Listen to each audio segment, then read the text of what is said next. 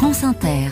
Les chroniques littorales naviguent de port en port ce matin. Bonjour José-Manuel Lamarque. Bonjour Mathilde Munoz. Vous êtes venu avec l'Atlas des ports et des cartes en Europe.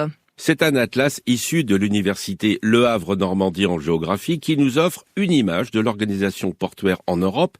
Et cet atlas est le fruit des recherches de l'équipe DevPort, dont Ronan Kerbiriou, l'un des chercheurs contributeurs à cet atlas, est avec nous ce matin. Ronan Kerbiriou, que veut dire DevPort ? En fait, DevPort, à l'origine, c'est un projet qui a une douzaine d'années. Il s'intéressait de base à l'axe Seine et en fait, après, on a été amené à travailler sur différentes échelles. Donc, en fait, sur l'Europe, la mer Baltique, etc. Et en fait, on a réalisé différents articles, des projets avec le port du Havre, avec la région Normandie. Tous ces travaux étaient un petit peu éparpillés à gauche, à droite et on s'est dit, si on rassemblait tout ça dans un ouvrage unique, d'où cet atlas qu'on a réalisé. Donc, on a appelé des ports et des cartes parce que il n'est pas exhaustif. On peut toujours aller beaucoup plus loin. Oui, mais on se projette toujours dans l'avenir. Exactement. C'est de la prévision.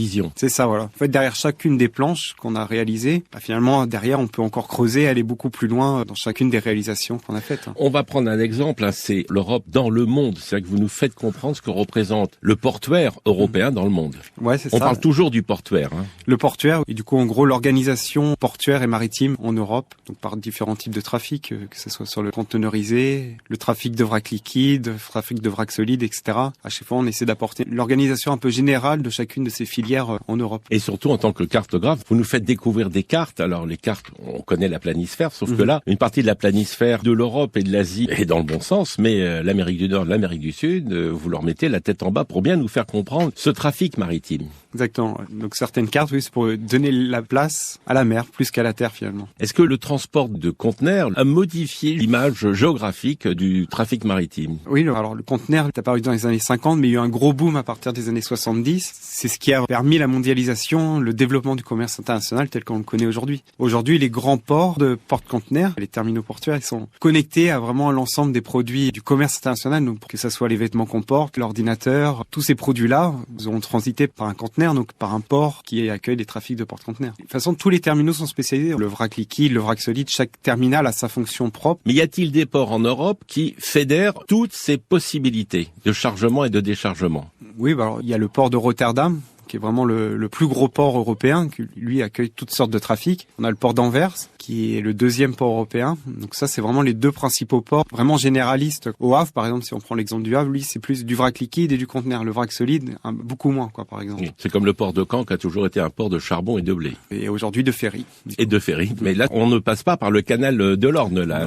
Les ferries, c'est directement Ouistreham. C'est pas le port de Caen. Ouais. Voilà.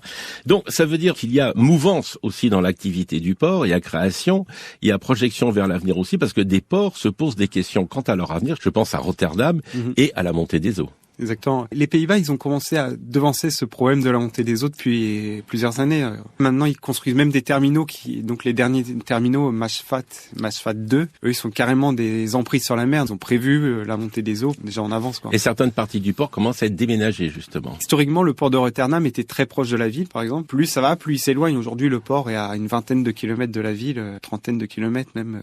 Et c'est ce qui se passe globalement dans beaucoup de ports en Europe. Plus ça va, plus l'activité des ports s'éloigne. Et alors, vous nous faites découvrir un type de port, les ports secs. Les ports secs, c'est un port d'intérieur qui n'a pas un accès à la mer directement, mais finalement qui est connecté avec un port maritime, généralement par une voie ferroviaire avec un trafic dédié et qui va permettre de desservir un marché local. En Allemagne, on peut citer Duisbourg, en plein dans le cœur de la Ruhr, d'une zone de consommation et industrielle très importante. Merci Ronan Kerbiriou. Des ports et des cartes en Europe, l'Atlas DevPort, sous la direction d'Arnaud Seri, est édité par EMS Éditions. À lundi, Mathilde Munoz. À lundi, José-Manuel Lamarque.